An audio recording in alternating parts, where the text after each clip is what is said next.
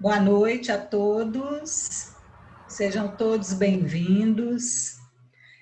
Hoje a gente vai trazer uma passagem do Evangelho, né, a pedra angular, que está lá em Mateus, capítulo 21, versículos de 42 a 46. Também no livro A Gênese de Kardec, capítulo 17, item 27. Lembrando que essa reunião está sendo gravada e dentro de uns 2 dias ela vai estar disponibilizada no YouTube do Maria Francisca Rocha. A Michele é que é nossa convidada de hoje para falar sobre esse tema. Ela vai falar durante 40 a 45 minutos, sem interrupção, e depois que ela terminar a exposição, a gente começa, né, um debate em cima do tema. E aí a gente faz pergunta, considerações. Tudo bem? Então vamos iniciar com a nossa prece, logo após a Michele começa o estudo para nós.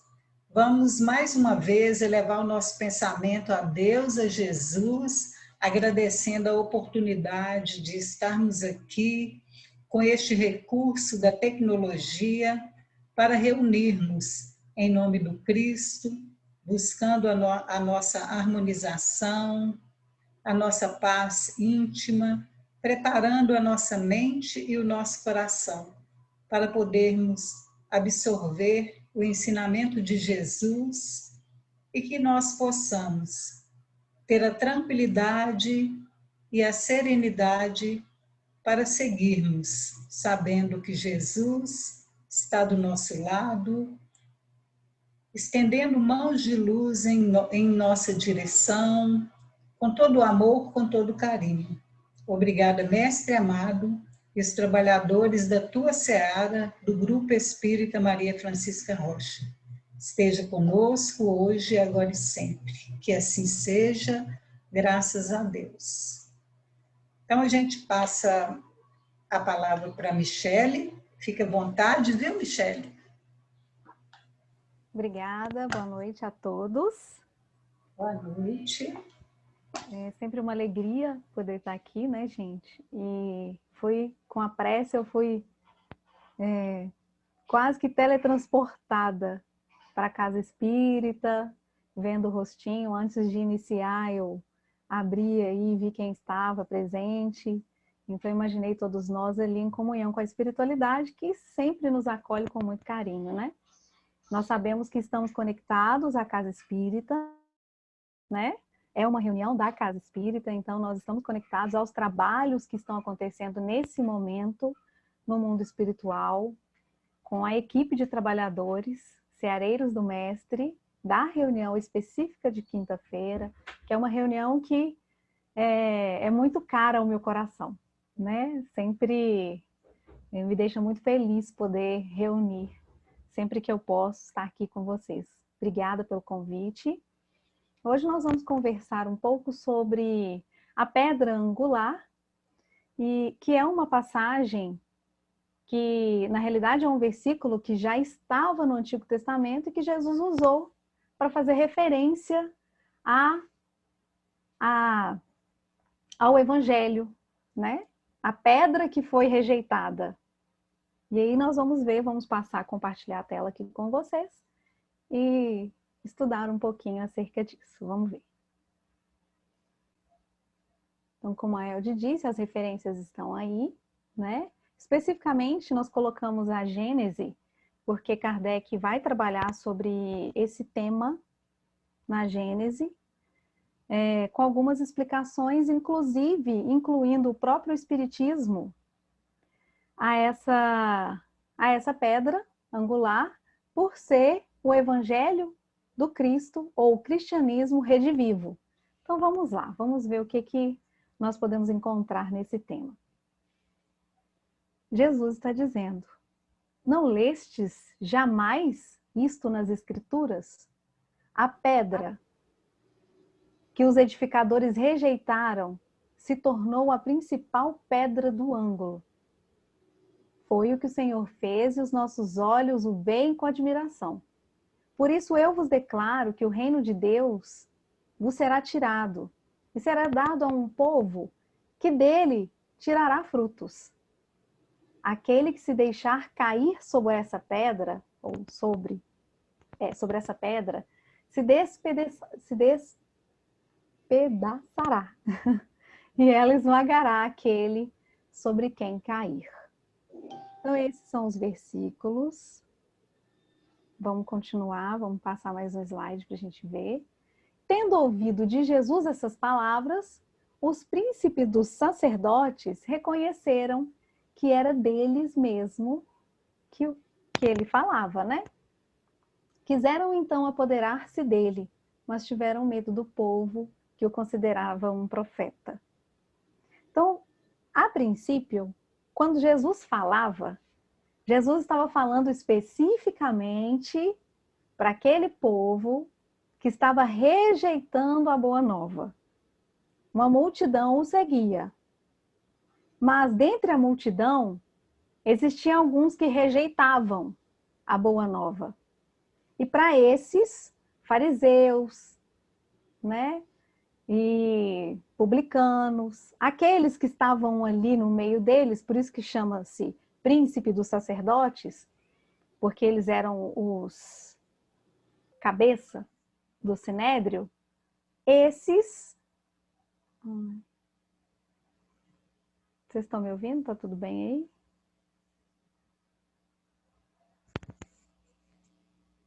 Tá tudo ok, né?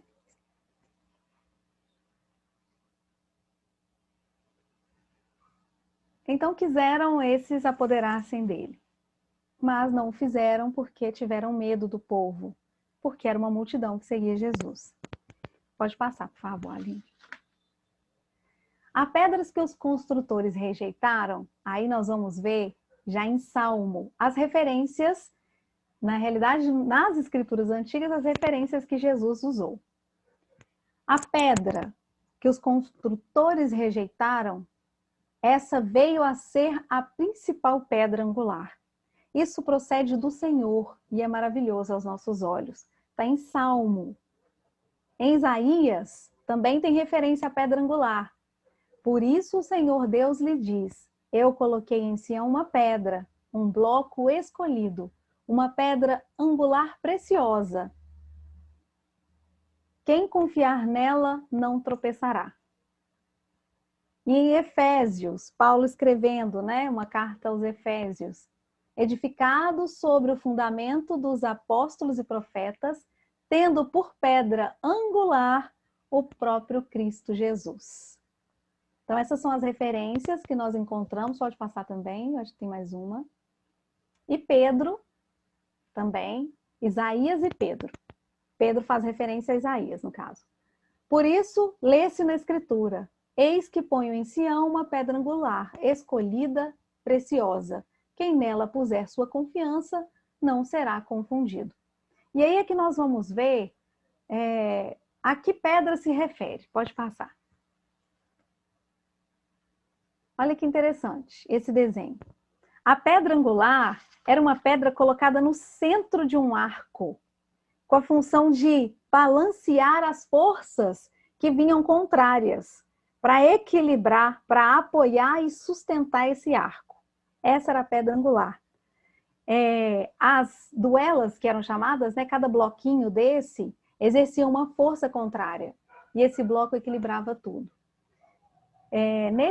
Nessas imagens nós conseguimos ver, e aí quando Kardec vai comentar sobre isso, ele fala que se tirar essa pedra do centro desse arco, o arco tomba, o arco cai.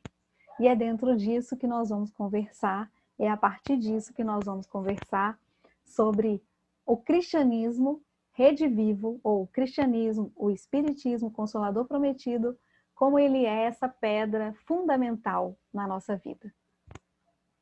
Bora lá? A última peça que se coloca, então, nessa construção do arco, que também é chamada como chave, é essa pedra. E esse, aí nós falamos agora, né? E esse coroamento é para consolidar um equilíbrio. E aí nós começamos a pensar o seguinte. Primeira coisa. Existem duas forças. Uma vindo da esquerda, uma vindo da direita. Essas forças, imaginemos que cada um de nós sejamos como essas aduelas, esses blocos, né? Essas peças que compõem cada lado de um arco. Quando nós colocamos o Cristo no meio, fortalecendo, equilibrando, essas forças, elas se mantêm e elas se tornam uma passagem segura. Quando nós não colocamos, tudo vem a ruínas. E aí, com esse equilíbrio, a expressão pedra angular, ela é usada em outras áreas também, para designar algo que seja fundamental na nossa vida. E o interessante é que pensar em algo fundamental, pensar numa pedra angular, é pensar no amor. Tudo aquilo que nós fazemos com amor se mantém, se sustenta. Mas o amor que está em todas as coisas, que é divino, que é uma força divina, ele nos orienta, nos equilibra, nos dá essa sustentação, mas de acordo com a nossa vontade. Por vezes, nós vamos encontrar pensamentos opostos ao nosso, no próprio lar, no seio da nossa família.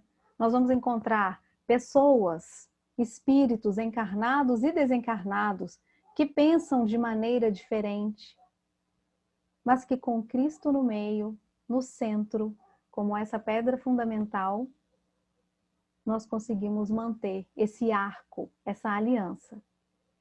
Mas como é que nós conseguimos colocar esse Cristo no meio? O nosso comportamento, ele é capaz de gerar um comportamento.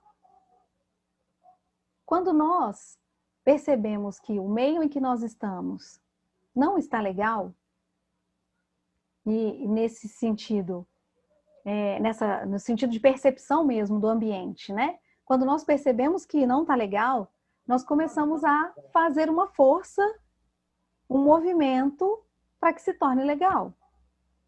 E aí, tem uma frase que eu acho muito legal, e eu acho que todo mundo vai achar legal também, que na realidade ela fala assim, olha, muda-se uma vírgula de lugar e você estará mudando uma frase. E às vezes nós ficamos esperando que o outro se modifique, que o outro seja a vírgula que nós vamos mudar de um lugar para o outro. Quando na verdade, quando nós desejamos mudança, essa mudança ela parte da nossa intimidade, ela parte de nós, porque nós somos agentes que movimenta o ambiente em que nós estamos inseridos. E se nós somos capazes de ser esses agentes, que nós sejamos esses agentes com essa pedra fundamental, com as bases cristãs. E quais são essas bases cristãs? Além da frase que resume as leis e os profetas, amar ao próximo como a si mesmo, né? Amar a Deus sobre todas as coisas e ao próximo como a si mesmo, como é que nós conseguimos colocar o cristianismo em prática? Cada um de nós é um mundo. Cada um de nós sente de uma maneira. Cada um de nós pensa de uma maneira. Nós somos únicos no universo. Somos individuais. Mas estamos vivendo numa coletividade. E essa coletividade, ela contribui para o nosso crescimento e nós somos agentes que contribuem para o crescimento dessa coletividade. Então, se a gente começar a pensar que nós nos encontramos, que não existe acaso nas leis divinas, pelo contrário, as leis divinas são perfeitas, são imutáveis. E nós estamos aqui hoje, por exemplo, estudando, ouvindo orientações da doutrina espírita, orientações acerca do Evangelho, orientações trazidas por Jesus e uma coisa que é muito importante. Jesus disse que todas as coisas que ele disse jamais passariam. As coisas que ele disse seriam verdades eternas. Por quê? Porque Deus é imutável. E quando se fala de amor, quando se fala de lei de amor, nós pensamos em um equilíbrio dessas leis e de verdade que não passará. De verdade que ficará para toda a eternidade na nossa intimidade como espíritos imortais. Nós temos notícias de alguns livros que nós lemos do André Luiz, do próprio Emmanuel, de que o Evangelho trazido pelo Cristo é estudado por espíritos que ainda estão em esferas superiores. Em esferas superiores às nossas, né? Que nós conhecemos aqui. Digamos que nas faixas da Terra. Estão fora dessas faixas. E por quê? Porque ela é uma verdade universal. Porque é uma lei que equilibra o mundo espiritual. É a pedra fundamental. É o amor. Então, quando o Espírito da Verdade, ou de verdade, né? Fala no Evangelho, espíritas, amai-vos. Eis o primeiro ensinamento. E instruí-vos, eis o segundo. Ele está dizendo, e ele está deixando para a gente, um reforço daquilo que Jesus tinha falado. Porque, imaginemos uma fraternidade em que pensemos iguais, em que agimos iguais, mas dentro de uma instituição, dentro da casa espírita.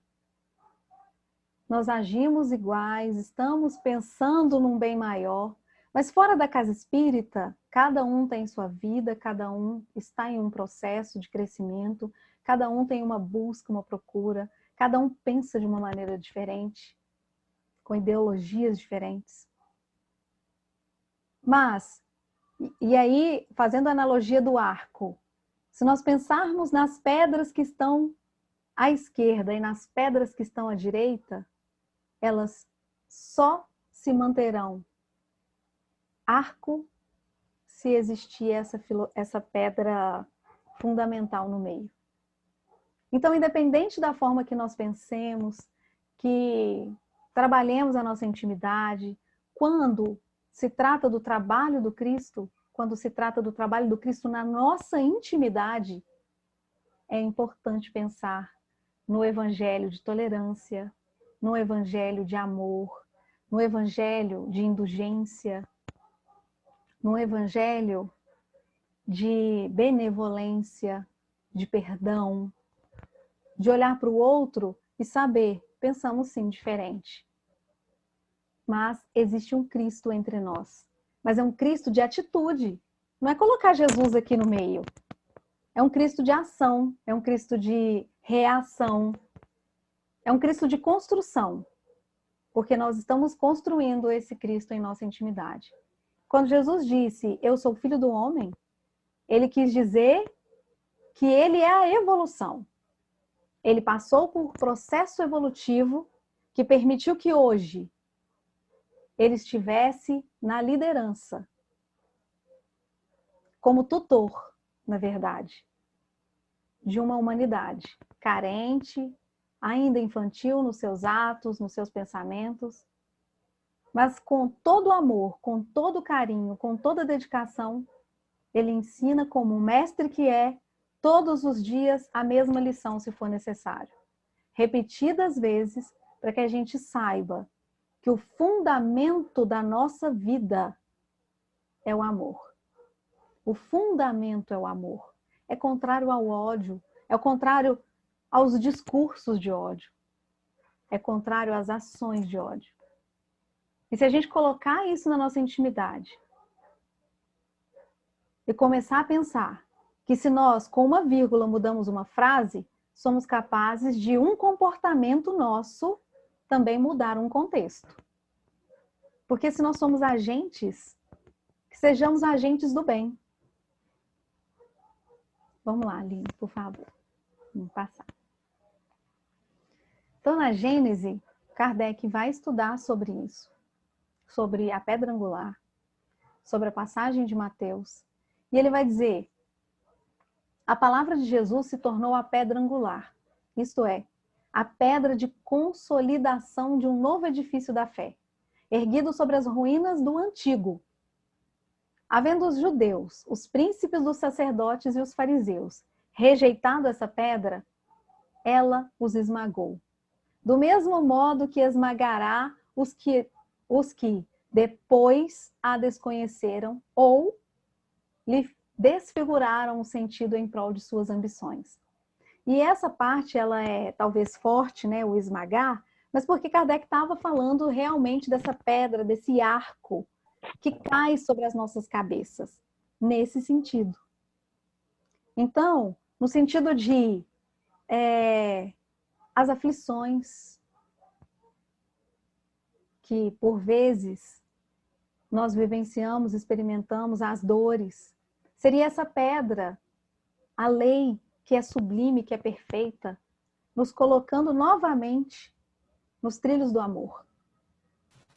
Então, a doutrina de Jesus, o cristianismo redivivo nas nossas intimidades, é essa pedra que nos fortalece, que por vezes, em que estamos passando por situações delicadas, nos consola. E aí, no próximo slide, Kardec fala, olha, sua doutrina, né, a doutrina de Jesus, tem por base principal, por pedra angular, a lei de amor e caridade, que era como Jesus realmente entendia a caridade, com perdão, indulgência e benevolência. Então, se nós temos a capacidade de perdoar, de ser indulgente e ser benevolente, nós estamos agindo em conformidade com o que Jesus acreditava que fosse a caridade. Ou o verdadeiro sentido da caridade para Jesus é benevolência para com todos, indulgência e perdão. Como é que é isso? O que é ser indulgente com o outro? É pelos nossos próprios pensamentos não julgar, não condenar. É observar, sim, as circunstâncias, observar os circunstantes, aqueles que estão à nossa volta, observar o comportamento, mas não julgar, porque nós não sabemos qual é o histórico de cada um. Nós estamos encarnados e estamos com a misericórdia da reencarnação para que possamos melhorar, crescer, nos tornar homens de bem, seres humanos melhores, uns para com os outros. E nós repetimos várias vezes para nós mesmos como funciona o processo de ser melhor. Através do autoconhecimento. Mas do autoconhecimento real. De uma análise profunda de comportamento. De sentimento. De imaginar o porquê eu fiquei tão chateado com uma situação. O que me aflige. Quais são as posturas que eu posso tomar para que amanhã seja melhor do que hoje? Porque nesse momento nós estamos construindo o nosso futuro. E a vida, ela está em movimento, em constante movimento, o tempo todo. Tudo está em movimento. Então, com certeza, hoje nós somos melhores do que ontem. Mas e amanhã? Eu quero um resultado diferente para o amanhã. Mas para eu ter esse resultado diferente, eu tenho que tomar decisões que são diferentes. Porque se eu mantiver as decisões que eu tive até hoje, o resultado vai ser o mesmo. Ou bem parecido. Não vai? Bezerra de Menezes, logo que ele começa a perceber no movimento espírita, especificamente no movimento espírita, uma separação, cada casa pensando de uma maneira, cada casa querendo agir de uma forma, às vezes distorcendo o que via das obras básicas. Junto com a espiritualidade, ele pensou, precisamos unificar os espíritas. Precisamos unir os espíritas e unificar esse movimento espírita. E ele lutou para que essa unificação acontecesse. Mas não se trata de uma unificação de instituições. Se trata de unificação de seres espirituais, seres humanos. E unificar é diferente de uniformizar. Unificar é entender que existe uma fraternidade, que nós pensamos diferentes uns dos outros, mas que estamos unidos uns pelos outros. Porque quando eu melhoro, o mundo à minha volta também melhora. Então, não é só um discurso de unificação. É mais uma vez um reforço pelo amor uns para com os outros. E uma sequência, né? E uma sequência de aprendizados. Nós vamos ver com o Emmanuel, na coleção Fonte Viva, e em outros livros também, que ele se preocupa em pegar um versículo e tecer uma reflexão acerca daquele versículo. Mas também nós vamos ver Joana de Ângeles fazendo a mesma coisa. Nós vamos ver Meimei fazendo a mesma coisa. Nós vamos ver Albino Teixeira fazendo a mesma coisa. E cada um desses espíritos que nós citamos aqui são espíritos construtores que estão se esforçando por manter essa pedra fundamental, nesse arco. Esse arco do triunfo, mas um arco do triunfo da intimidade de cada um deles, ao passar para a vida espiritual e perceber que se tornaram melhores na caminhada. Melhores no amor, melhores com o outro, melhores no sentido de virtudes potencializadas. E aí, entendendo que o amor é a essência, entendendo que o amor é o que vai naqueles lugares, nos abismos mais escuros e profundos, nós recordamos de André Luiz, no livro Entre a Terra e o Céu, em que, em determinado momento, Clarencio vai conversar com o espírito que estava cego pela vingança.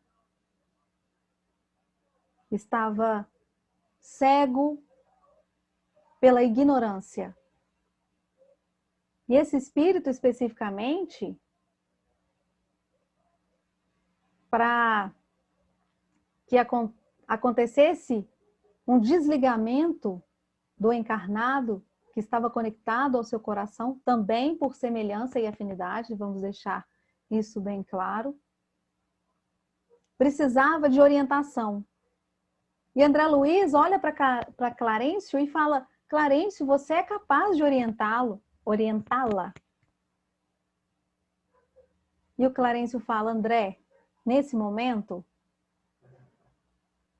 eu poderia dar uma explicação, ficaria no campo cognitivo. Mas no caso dela, é importante que o amor fale.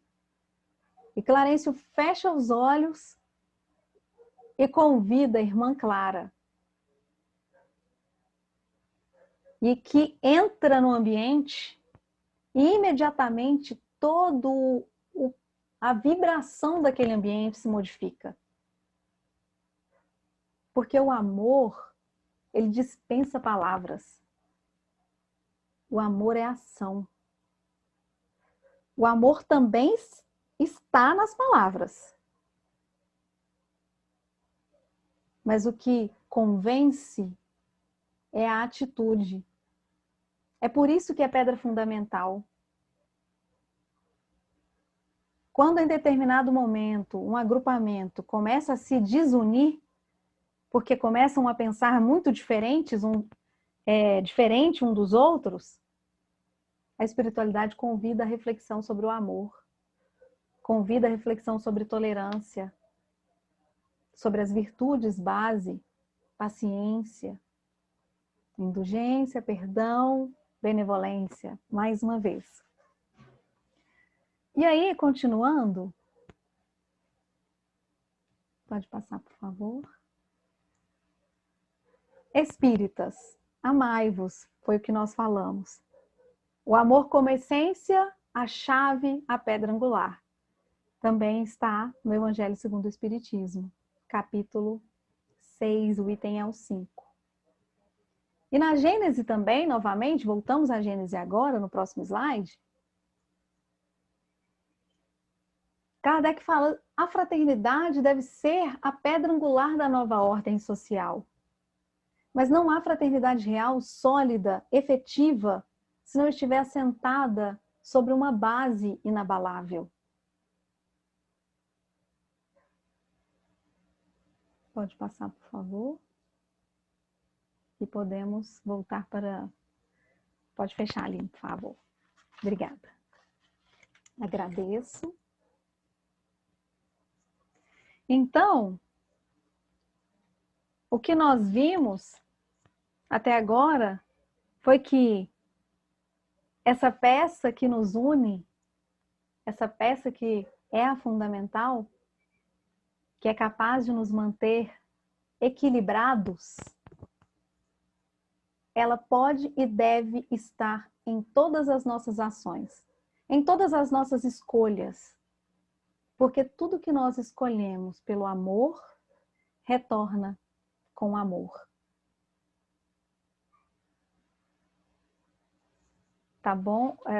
Agora é o de Aline sobre os comentários. Eu tenho mais tempo? Tem mais um tempinho aí, Michele.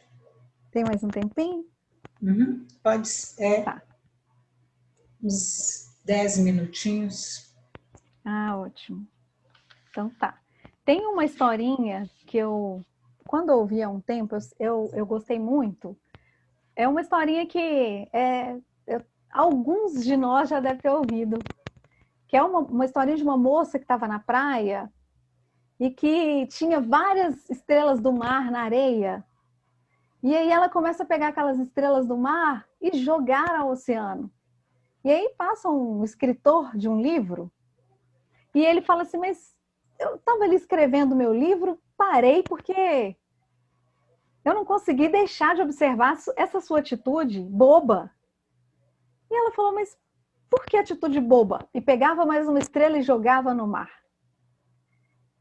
E ele falou, você já viu os quilômetros que tem dessa praia? Você já viu a quantidade de estrela do mar que tem nessa praia? E você está pegando uma estrela e jogando na água? Que diferença faz? Olha o tanto de estrela que está ficando para trás. E ela olhou no olho dele, baixou, pegou outra estrela e jogou no mar. E falou com ele, para essa que eu acabei de jogar, Tá. Você está sem microfone. Sem microfone, Michele. Oi. Agora deu. Deu? Sem querer?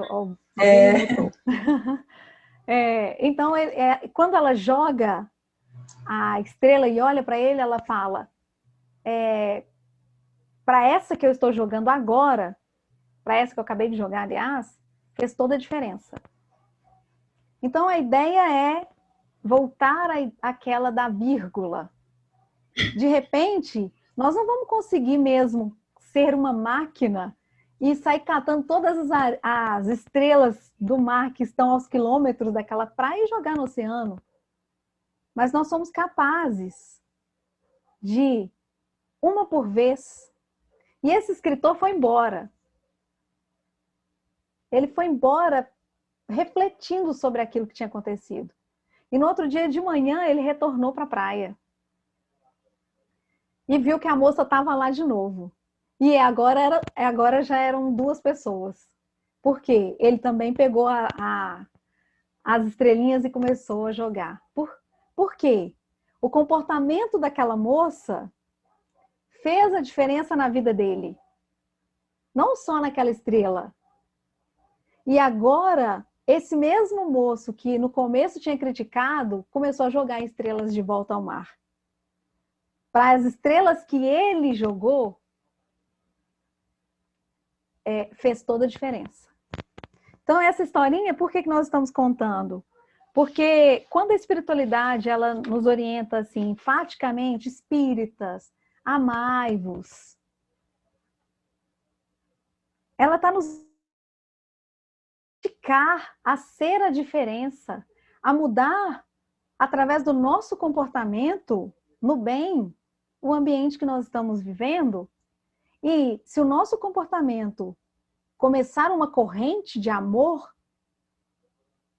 vocês imaginam onde vai parar? Se mais uma pessoa chegasse na praia e visse os 2 jogando estrelas no mar e achar que eles estavam se divertindo e começar a jogar, de repente mais 2, mais 3, mais 10, e aquilo se tornaria uma brincadeira e todas as estrelas que eles jogassem no oceano, para todas as estrelas que eles jogassem no oceano, já existiria uma diferença. E se a gente pegar essa historinha e colocar como uma analogia na nossa família, dentro do nosso lar, às vezes um bom dia é uma estrela que nós estamos jogando no oceano. Às vezes, fazer uma ligação para aquelas pessoas que nós amamos e que estão longe e que por conta da pandemia, de alguma forma nós nos aproximamos, é lançar uma estrela no oceano do amor. É acalentar nosso coração, colocando na nossa intimidade a capacidade de agir, de ser e observar que nós podemos modificar tudo que está à nossa volta através de uma ação, que por vezes pode ser pouca, pode ser pequena. Ao olhar do outro é nada, mas que vai fazer muita diferença. Porque quando a maré subir, todas as estrelas serão levadas para o mar. Mas até a maré subir, o que nós podemos fazer?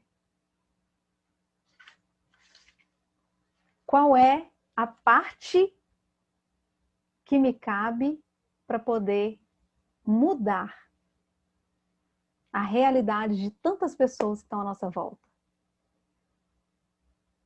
Mas pensando no outro, sem nunca nos esquecer de olhar, e eu reforço bastante isso, que é um exercício que nós temos feito e que tem dado certo para a nossa intimidade. Porque por vezes tem muitas estrelinhas aqui, ó, no nosso coração, que nós precisamos acalentar.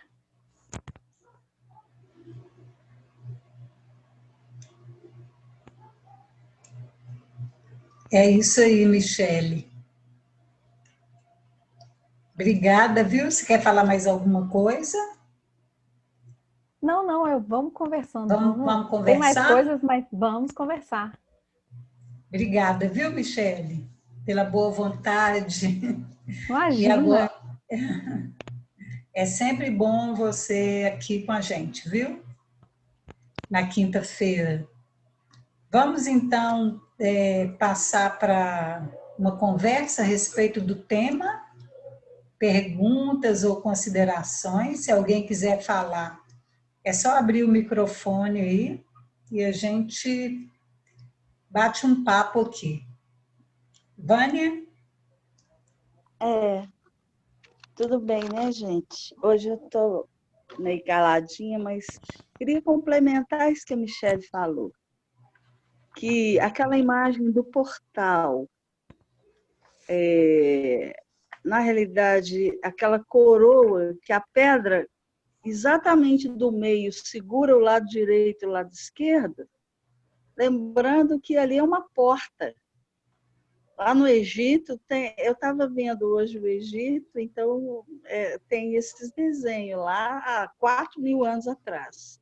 Então, essa porta, é aquilo que a gente sabe, a porta é o Cristo.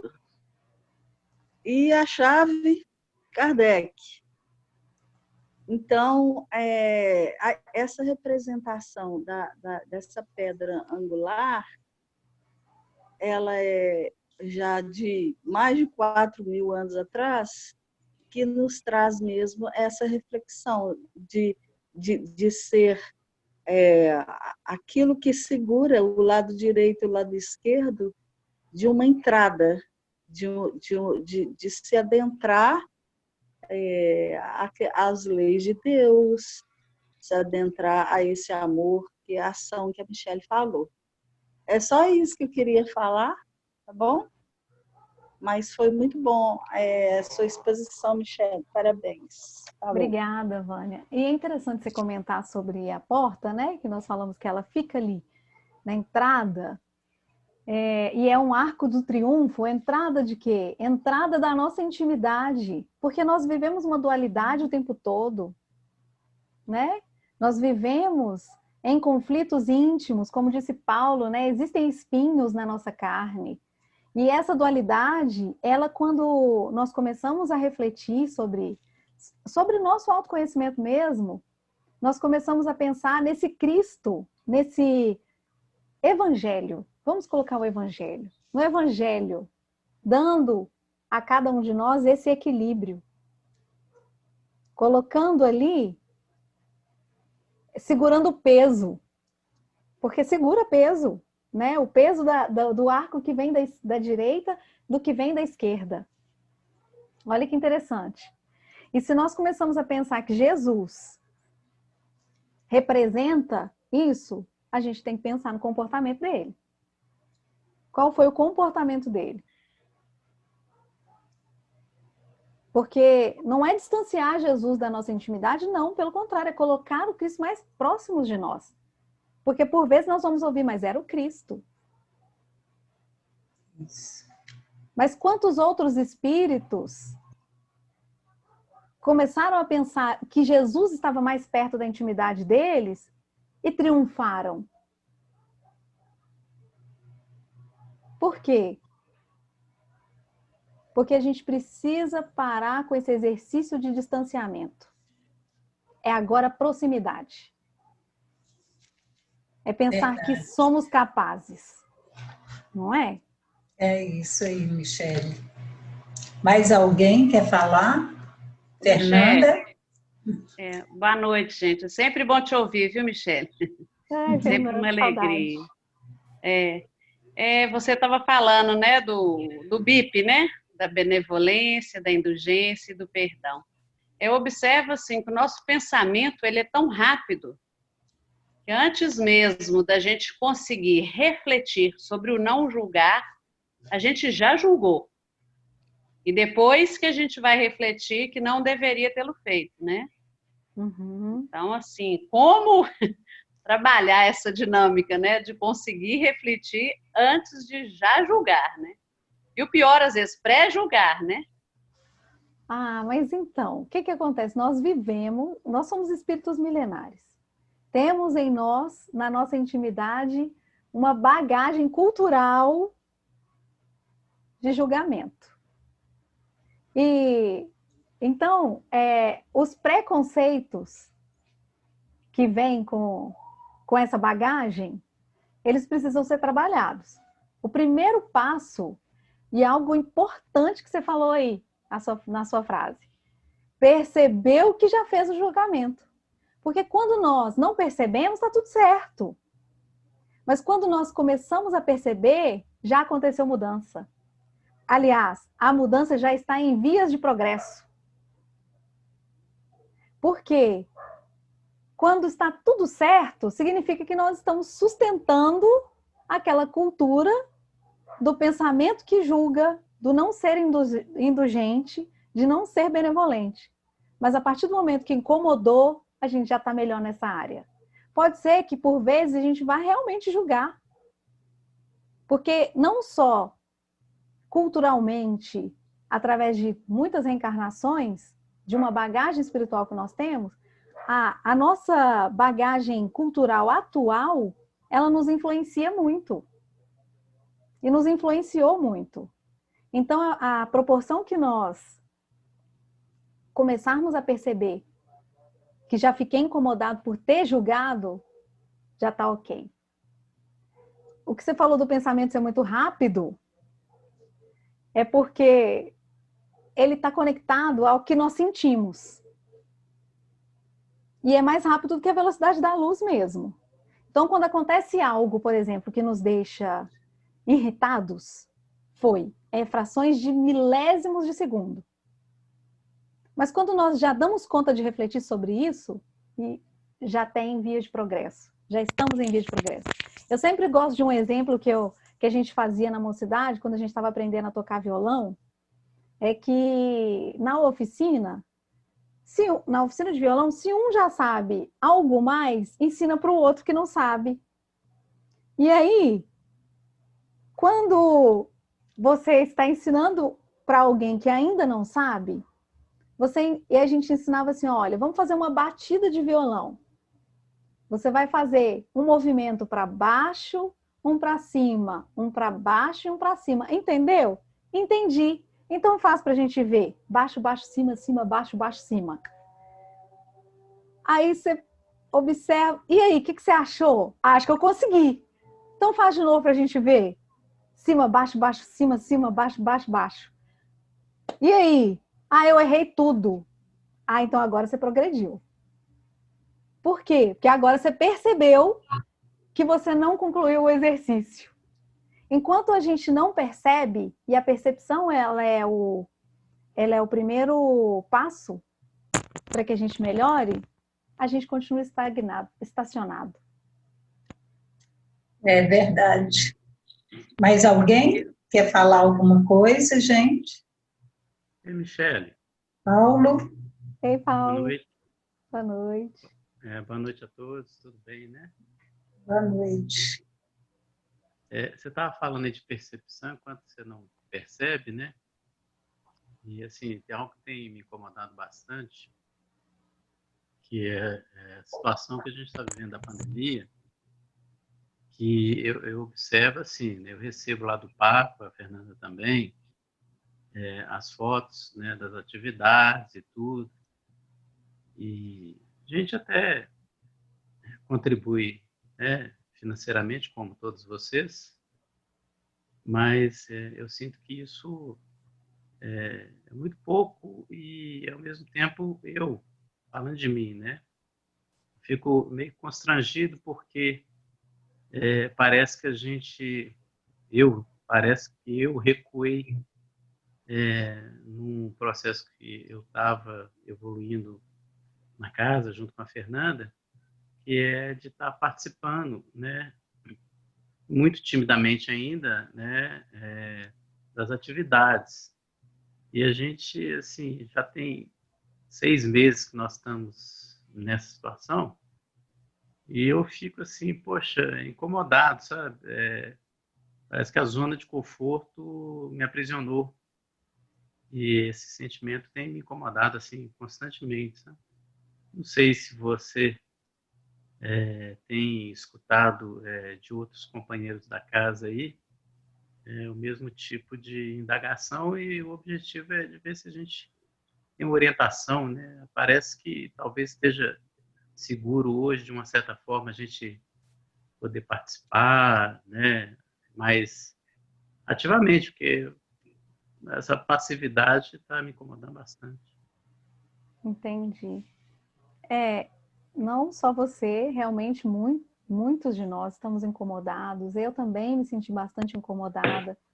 Mas, recentemente, eu ouvi uma orientação espiritual com base no progresso que nós estávamos fazendo, ou estamos fazendo, nos nossos lares.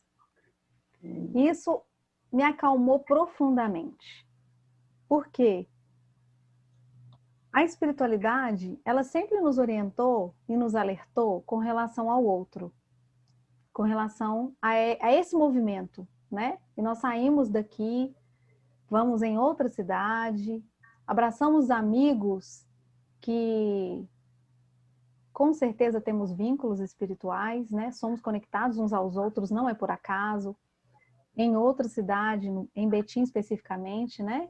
Que nós estamos falando aqui agora. E que são pessoas que estarão sempre conectadas a nós. Mas que nós tínhamos nos distraído das pessoas que convivem conosco. E talvez essa distração, por conta de tantas outras atividades que nós exercemos, talvez não. Essa distração, ela colocou e estava colocando em risco muitas reencarnações. Inclusive a do próprio pessoal que está lá. A convivência familiar é a chave da nossa evolução. É a chave. O Cristo, como pedra angular, ele veio entrar na nossa intimidade, entrar no nosso lar, através de 1000 maneiras, nos colocando um freio necessário. A pandemia, ela nos mostrou e reforçou ainda mais a necessidade de olhar não só para nós, mas para aqueles que estão ali dentro do lar conosco. É claro que o movimento em prol do outro é importante e somos convidados a isso o tempo todo. O Emmanuel fala que a caridade para com aqueles que estão necessitados, que não estão dentro do nosso lar, é de extrema importância para o nosso processo evolutivo. Mas por quê? Porque nos torna melhores quando nós nos tornamos humildes. Quando somos capazes de olhar para o outro e ter a humildade em servir, não em ajudar. Porque a grande sacada é o servir. Estamos aqui para servir. E aí, Paulo, quando nós começamos a pensar que a tarefa ela continua acontecendo, com poucos tarefeiros, guardando todas os protocolos, né, de segurança, que as pessoas conseguem, que não parou, né? Que as pessoas conseguem sair daqui, um carro, levar o alimento, voltar, usando todos os materiais de segurança. Nós estamos ensinando para aquelas pessoas também, de uma forma comportamental, a auxiliar o outro. Então, nós estávamos no auge ali, e aí eu vou falar da questão da infância e juventude, que eu trabalho na infância e juventude lá. Nós estávamos no auge de problemas emocionais e afetivos ao extremo. De crianças de 11, 12, 13 anos, depressivas, se cortando. Então era um processo de autoflagelação. E a maioria dos casos, quando nós íamos conversar com as crianças, era: minha mãe não me dá atenção. Minha mãe gosta mais da minha irmã do que de mim. E é óbvio que eu não estou dizendo que é geral, porque tem muitos outras questões que nós pontuamos na comunidade que são importantes para que a gente dê uma orientação e esteja presente, claro. Mas que depois, entrando em contato pelo WhatsApp, e aí, como é que tá na sua casa? Tá ótimo, minha mãe não tá indo trabalhar, tá ficando com a gente, ela faz comida, a gente come. Vocês pegaram as atividades lá que a gente mandou para a escolinha? Minha mãe pegou um dia, mas nos outros dias a gente não pegou não, mas a gente tá brincando uns com os outros. Briga. Tem muitos irmãos, né? Crianças juntas. Mas aquela afetividade, a proximidade com a mãe foi obrigado. É verdade, Michele. Você está falando isso aí, com o isolamento e as famílias no mesmo espaço, a gente pensa que a tendência seria virar uma confusão. Mas isso que você está falando, que o Paulo falou, eu estava pensando aqui, sabe? Existe uma ameaça externa, né? Existe uma doença grave que nos ameaça. E nessa convivência toda dentro de casa, nesse aprendizado todo, apesar de todo o peso, né, que existe, eu fico imaginando que a gente se esforça mais para tentar, entre aspas, se salvar e salvar o outro. Então, assim, a mãe está nervosa porque, né, os filhos estão dentro de casa e um monte de atividade diferente, mas tem uma ameaça real. Eu fiquei pensando nisso, sabe? Assim, porque nesse momento de todos juntos, dentro de um mesmo espaço, parecia que ia virar uma confusão mesmo, né? Assim, uma briga, uma confusão e muita briga mesmo, né? De conflitos, e parece que as pessoas estão tentando, né, tentando, se esforçando para poder harmonizar uma situação que não tem como mudar no momento, né? É preciso esse isolamento, é preciso estar dentro de casa nesse aprendizado, sabe? Eu não sei se eu estou falando de situações muito restritas, né? Porque também a gente não tem conhecimento do mais amplo, mas nessa questão que você colocou e do feedback que vocês estão tendo, me veio isso, sabe? Assim, do esforço de cada um. Sim. E, gente, é claro que assim, nós vimos com relação à violência, né? Doméstica, existem índices que foram alarmantes, né? Porque essa convivência, ela propiciou, né, esse contato maior. Nós não estamos assim no mundo da utopia, de que tudo está melhorando e etc. Mas o que a gente está querendo dizer é que existe um mundo espiritual agindo no entorno para fortalecer os vínculos das famílias. É óbvio que existe uma porcentagem, uma estatística, né, que infelizmente nós sabemos que acontece, mas que a grande maioria, né, ela tem relatado essas melhorias, sabe? Então a gente precisa se apegar a essas melhorias, precisa pensar, por exemplo, para a gente finalizar, né, porque o nosso tempo está terminando. Uhum.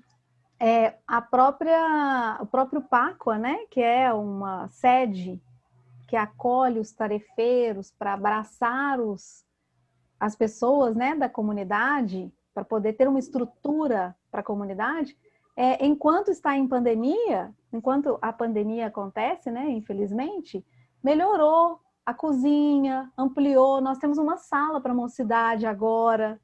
Então, existe um movimento de que, olha, se tivéssemos todos juntos lá, essa construção não seria possível, né? Então, quando nós retornarmos, com fé em Deus em breve, nós temos uma estrutura física melhor. Mas e a estrutura espiritual? O grupo espírita se uniu para entregar as cestas no Páqua.